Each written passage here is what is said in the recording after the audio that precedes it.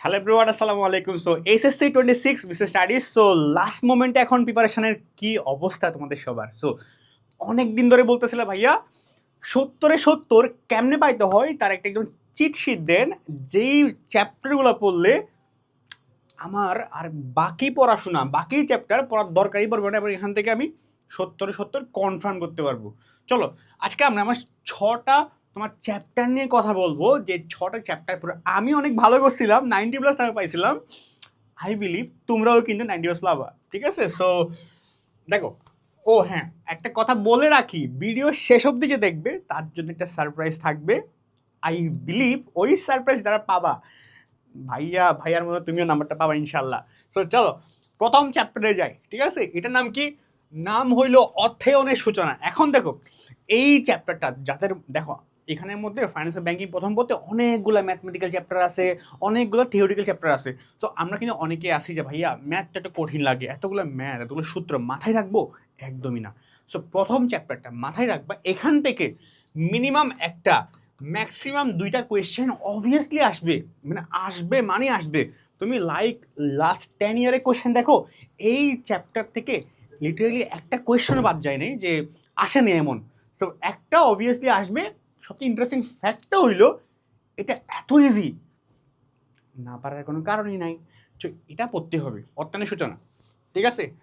Second number point দেখো, second number একটা twist আছে আমার। সেকেন্ড নাম্বার চ্যাপ্টার নিয়ে একটা পরে কথা বলবো, থার্ড নাম্বার একটা বলি, হ্যাঁ? তারপর অর্থের সময় মূল্য তুমি একদম ধরে রাখো। আমি তোমাকে বললাম তো এখান থেকে মিনিমাম একটা কোয়েশ্চেন আসবেই। সবচেয়ে ইম্পর্টেন্ট পার্ট হলো এই অধ্যায় করতে গেলে আমরা সবাই মোটামুটি এই অধ্যায়ে অনেক ভালো।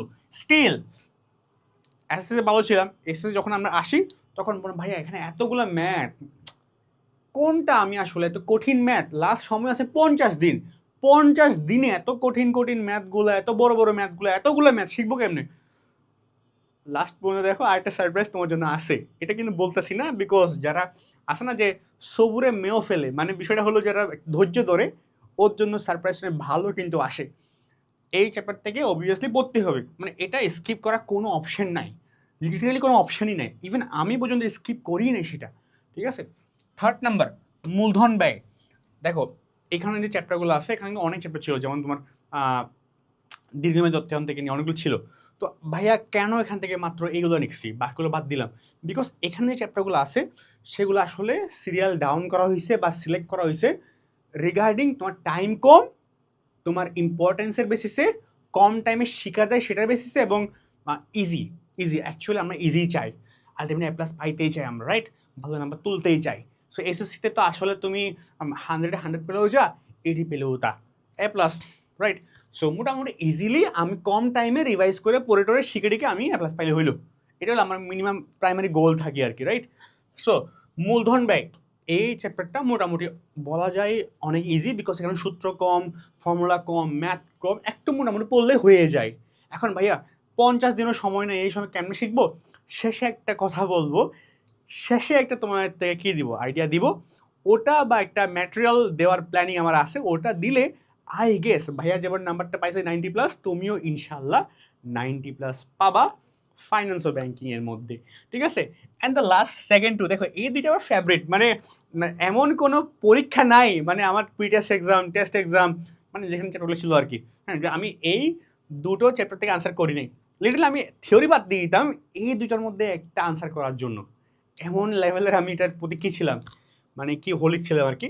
সো বিষয়টা হইলো যে ঝুঁকিও মুনাফার হার, এইটা আমার মানে পুরা পুরো ফাইন্যান্স ও ব্যাংকিংয়ের মধ্যে মোস্ট ক্রিমি চ্যাপ্টার লাগে, কারণ এটা এত ইজি, মানে জাস্ট তুমি যদি সূত্রগুলো পারো, ফর্মুলাগুলো পারো, চ্যাপ্টার ইজি, মানে ফর্মুলার বাইরে কোশ্চেন করেই না। আর ভাই এটা তো বোর্ড এক্সাম, বোর্ড দেখো বোর্ড এক্সামের কোশ্চেন, অনেকে বলবো ভাই এখানে তো অলরেডি কঠিন কঠিন ম্যাথ আছে।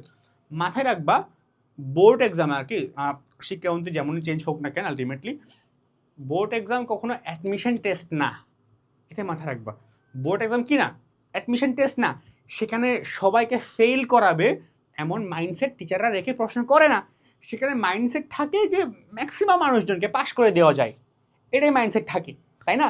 সো মোটামুটি এখানে যে চ্যাপ্টারগুলো দেখতেছো ওখান থেকে যে কোয়েশ্চেনগুলো হবে সেগুলো যাতে করে ম্যাক্সিমাম মানুষ পাস করতে পারে, ভালো রেজাল্ট করতে পারে এমন কোয়েশ্চেনই করবে।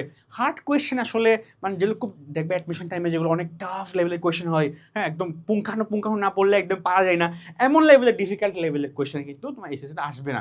ইজি কোয়েশ্চেন যেগুলো দেখতে একটু ইজি, দেখলে একটু পারা যায়, তুমিও পারতেছো, এমন এমন ইজি কোয়েশ্চেনগুলো কিন্তু আসবে। আমরা ভুল করি কেন?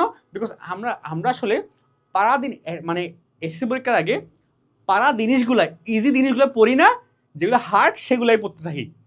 যার কারণে যেটা হয় হার্ডগুলো পড়তে পড়তে পড়তে পড়তে এমন হয়ে যায় ইজিগুলাই মাথা থেকে চলে গেছে। বুঝছো তুমি বিষয়টা? তো এটা করা যাবে না। সো যেগুলো ইজি, তুমি সবচেয়ে ইজি এক্সাম্পল, তুমি প্রিভিয়াস ইয়ারে বোর্ড কোয়েশ্চেন দেখো, লাস্ট 2 ইয়ার্সে বোর্ড কোয়েশ্চেন তুমি দেখো প্রিভিয়াস 2 ইয়ার্সে বোর্ড কোয়েশ্চেন মধ্যে কী আসে, কোডিং কিছু ওকে আসে, ইজি কোয়েশ্চেনগুলোই তো আসে। তুমি দেখো যেগুলো তুমি পারো কিনা, দেখো তুমি। আমি যেটা করছিলাম যে যখন মোটামুটি বই কমপ্লিট করা হয়ে গেল শেষ সময় এসে দেখলাম যে বোর্ড অ্যাকচুয়ালি যে কোয়েশ্চেনগুলো আসে সেগুলো আমি পারি কিনা, দেখলাম আর সেগুলো ইজি কোয়েশ্চেন। ওই ইজি কোয়েশ্চেনগুলো কিন্তু বইকে আসবে তোমার সময়ও, তুমি কিন্তু ডিফারেন্ট কেউ না, বুঝলা? সো এই চ্যাপ্টার পড়তে হবে। অ্যান্ড দ্য লাস্ট ওয়ান এটা আমি সবসময় বলি, মূলধন বাজেটিং। এটা আমি মিস দিতে বলি না, বিকজ কি জানো, এটা পড়লে এমসিকিউটাও হয়ে যায়, মানে এমসিকিউটাও ইজিলি কভার হয়ে যায়। এই জন্য আমি কখনো বলি না যে তোমার মূলধন বাজেটিং বাদ দাও, বিকজ অনেক এমসিকিউ এটা এবং এখান থেকে বেশি আসে, বুঝলা? তো মূলধন বাজেটিংয়ে চারটাই ফর্মুলা, গড় প্রবাহ, পে ব্যাক, নির্বত, এটা তারপর হলো কি লাস্ট ওয়ান, ঠিক আছে, আন্তঃআয় হার।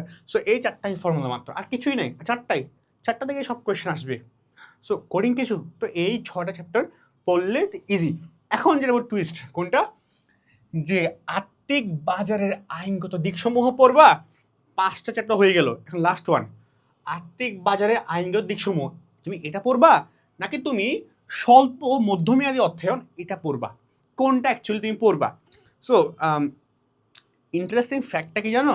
ফ্যাক্টটা হলো তোমাদের মধ্যে যারা থিওরি পছন্দ করে, একটা ম্যাথ, ভাইয়া ম্যাথ তো অনেক পড়ছে একটু কঠিন লাগে, ম্যাথ একটু কম বোঝার ট্রাই করো, বা ম্যাথ একটু কম চেষ্টা করো, বা ম্যাথ দেখলে ভয় লাগে, তুমি পড়বা আর্থিক বাজারের আইনগত দিকসমূহ, এই চ্যাপ্টারটা, বুঝতে পারছো? আবার তোমার যদি মনে হয় যে না ভাই আমি অনেক ম্যাথ পছন্দ করি, ম্যাথ আসলে আমার ভালো লাগে, ম্যাথ আমার অনেক ইজি, তাহলে এই ইজি চ্যাপ্টারটা তুমি পড়বা। দেখো এই চ্যাপ্টার কিন্তু অ্যাকাউন্টিংও আছে, এই চ্যাপ্টার ফাইন্যান্সও আছে, তো একবার পড়লে দুইবার পড়া হয়ে যায়। তুমি যেটা টেকনিক্যালি চিন্তা ভাবনা, এখানে কি আছে, ব্রেক ইভেন পয়েন্টের ম্যাথ, অ্যাকাউন্টে কি নাই? অবভিয়াসলি আছে। এখানে কি আছে, কন্ট্রিবিউশন মার্জিনের বিষয়পাতিগুলোতে আছে, অ্যাকাউন্টে কি নাই? অবভিয়াসলি আছে। তো তোমার যারা হলে ম্যাথ পছন্দ করো তারা এটা পড়বা, আর যারা হলে থিওরি পছন্দ করো তারা কিন্তু এটা পড়বা। সো এটা হলো 6টা চ্যাপ্টার। এখান থেকে আমি বিলিভ করি মোটামুটি তোমার 7টা কোয়েশ্চেন ইনশাল্লাহ কমন আসবেই। এখন কথা হলো ভাইয়া ঠিক আছে আসলো, তাহলে আমি 50-40 দিনের মধ্যে এত বড় এত কিছু শিখবো কেমনে? একটু বলেন কিছু, লাইক হয়তো তুমি আজকেই পড়াশোনা শুরু করলা, তো আজকে শুরু করলে 50 দিন আসলে পসিবল?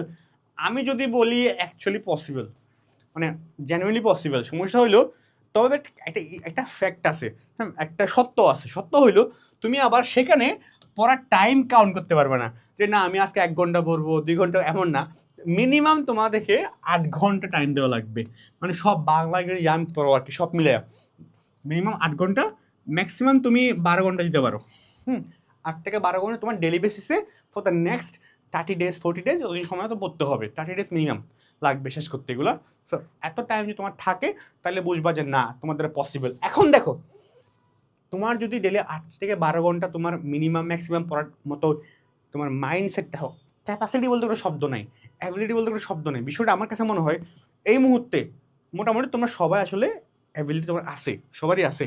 এই মুহূর্তে দরকার সঠিক মাইন্ডসেট, যে না আমি করবো, আমি পড়বো, আমি ভালো করবো, ভালো রেজাল্ট নিয়ে আসবো, এমন মাইন্ডসেটটা তোমার এই মুহূর্তে দরকার, রাইট? সো এমন মাইন্ডসেট যদি তোমার থাকে, তুমি স্টেপ 1 পার করে ফেলছো।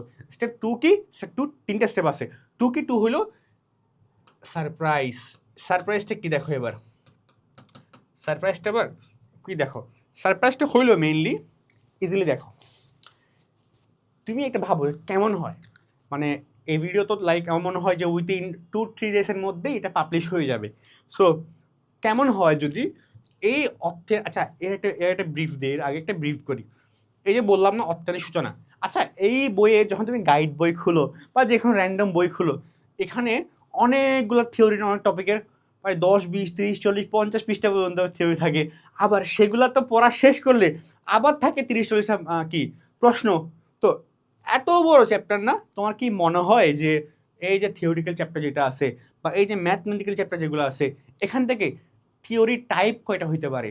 তুমি যদি জানো না যে এখানের মধ্যে স্পেসিফিক্যালি যে কোয়েশ্চেনগুলো হয়, আমার তো এখন বেসিক থেকে অ্যাডভান্স হবে এমন টাইম নাই, টাইম আছে কম, বা যা রিভিশন দিবা তোমার টাইম আছে কম। তো এখন যদি তুমি যদি একটু প্র্যাকটিক্যালি চিন্তা ভাবনা করো যে এই অধ্যায় থেকে অ্যাকচুয়ালি মানে যে কোয়েশ্চেনটা হবে, যে একটা বা যেটা কোয়েশ্চেন হয় বা প্রিভিয়াস ইয়ারে যে কোয়েশ্চেনগুলো হয়েছে বা হতে পারে, এই কোয়েশ্চেনগুলো কয়টা টপিক থেকে হয়? একটা থিওরিক্যাল চ্যাপ্টারে অনেকগুলা থিওরির টপিক থাকে। এখন সবগুলা থিওরির টপিক থেকে তো কোয়েশ্চেন আসে না, আসে হইলো ওই 5 থেকে 6টা, বা থিওরি হইলে খুব বেশি 10টা। এই 10টা টপিক থেকে, থিওরি টপিক থেকে প্রশ্ন আসে। দেখা গেল এই অধ্যায়ের মধ্যে মিনিমাম 40টা টপিক আছে। 40টার মধ্যে এমন 10টা টপিক যেগুলো পড়লে 10টার মধ্যে থেকে তুমি একটা সৃজনশীল ইনশাআল্লাহ কমন পাবাই। এখন আমি যদি তোমাকে ওই 10টা থিওরি টপিক বা ওই 10টা চ্যাপ্টার ওয়াইজ আর কি 10টা বা 5টা ম্যাথ টাইপ তোমাকে আমি আইডেন্টিফাই করে দেই এবং সেটার একটা এক্সাম্পলের সলিউশনও দিয়ে দেই, এবং তুমি সব পরীক্ষার এই মুহূর্তে এসে চ্যাপ্টার ওয়াইজ যে 10টা ইম্পর্টেন্ট, যে 10টা থেকে প্রশ্ন আসবে ওই থিওরি টপিক, ওই ম্যাথ টাইপগুলো পড়ে যাও, তাহলে কিন্তু তোমার এমসিকিউটাও হয়ে গেল, সিকিউটাও হয়ে গেল। ম্যাথ মানে কি? ম্যাথ তো ওই যে ম্যাথগুলো থেকে তো ম্যাথ আসবে, থিওরিগুলো থেকে কোয়েশ্চেনগুলো থেকে তো এমসিকিউ আসবে না, তো তোমার কি সিকিউরিটা হয়ে গেলে এমসিকিউটা হয়ে গেলো। ইনিশিয়ালি সিকিউ তো হইলই। তোমার কিন্তু অত ডিটেলসে বইয়ের পেজ উল্টায় পড়ার সময় লাগতেছে না।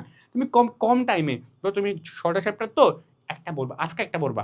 তো আজকে তোমাকে যে ভাইয়া 10টা টাইপ এই জন্য পড়বা আজকে এই অর্থায়ন সূচনা, তোমাকে 10টা থিওরি টপিক দিলাম, এই 10টা থিওরি টপিক তুমি আজকে পড়ো, এখান থেকে কোয়েশ্চেন আসলো, তুমি যদি পড়ে ফেলো পারবা না? তুমি অবভিয়াসলি পারবা, বিকজ তোমাকে ভাইয়া বলে দিছি কোন 10টা থেকে আসবে। হ্যাঁ, তোমাকে বলে দিছে ভাইয়া কোন 5টা ম্যাথ টাইপ থেকে প্রশ্ন আসবে, মানে লাইক ঘতে কি আসবে বলে দিছি তোমাকে। তাইলে তোমার জন্য বিষয়টা কেমন হয়? এখন বলে দিছি বলতে কি জানো, অনেক বছর পড়াই, নিজে পাইছি নাম্বারটা, সো ওই হিসাবে একটা এক্সপিরিয়েন্স হয়ে গেছে যে কোয়েশ্চেন করতে হতে পারে আর কি। কারণ কমার্সে তো এমন কোনো পড়াশোনা নাই, খুব কম পড়াশোনা আছে। ও হ্যাঁ, এগুলোকে আমি শেখাই এখানের মধ্যে ক্যাপস্টুন, এইটা চাইলে তুমি চেক করতে পারো ডেমো ক্লাসগুলো বা ভাইয়ের ক্লাসগুলো, সাজেশনগুলো এখানে তুমি পাবো আবার। সো এটাই, যদি তোমার এই সাজেশন লাগে কমেন্টে ইনস্ট্যান্ট ফ্রেন্ডদেরকে শেয়ার করে ভিডিওটা, যত বেশি ভালো রেসপন্স পাবো তাহলে আমি এই উইকের মধ্যে এই পুরো চিটশিটটা পিডিএফ করে ম্যাটেরিয়াল ড্রাইভ লিঙ্ক করে তোমাকে দিয়ে দিব, যারা যারা কমেন্ট করবা। সো কমেন্টটা আগে রেসপন্স পেলে তখন আমি এটা করবো। সো রেসপন্স করো তোমরা যে এই উইকের মধ্যে কার কারটা লাগবে, ঠিক আছে? এটাই, দেখা হচ্ছে পরবর্তী কোনো ভিডিওতে। টিল দেন আল্লাহ হাফেজ, আসসালামু আলাইকুম। আর ও হ্যাঁ, কোনো যদি তোমার ভিডিও গাইডলাইনের আইডিয়া লাগে, মানে গাইডলাইন লাগে, আমাকে জানাবা অবভিয়াসলি। আল্লাহ হাফেজ।